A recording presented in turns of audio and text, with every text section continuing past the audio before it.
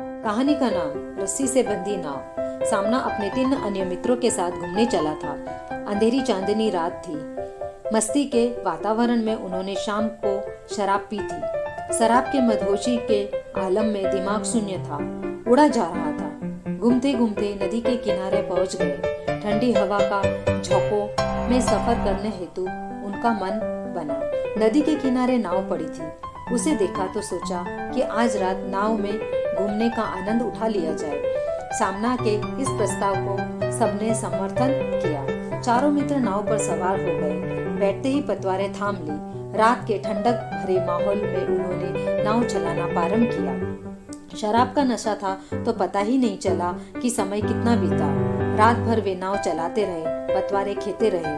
नशे के कारण हाथों में थकान का जरा भी अनुभव न था। प्रातःकाल का समय आया। प्रकाश धीरे धीरे छाने लगा। एक दोस्त बोला, अरे नाव चलाने में हम इतने मशगूल हो गए कि पता ही नहीं चला कितने दूर आ गए।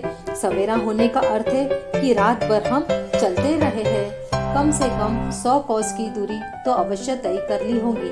अब वापस जाएंगे कैसे? अचानक सामना की निगाहें किनारे पर पड़ी। अब शराब का नशा उतर चुका था। किनारे को देखा तो अचंभे में रह गया। वही घाट, वही झोपड़ियां। यह तो अपना ही गांव मालूम होता है। यह कैसे हो सकता है?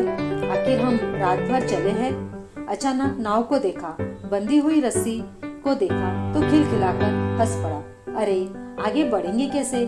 नाव को खूंटे से तो खोला ही नहीं। बंदी नाव को ही चलाते रहे और समझते रहे कि नाव चल रही है, रास्ता तय हो रहा है। कहानी का सारांश, नाव को खूंटे से खोले बिना आगे नहीं बढ़ सकते।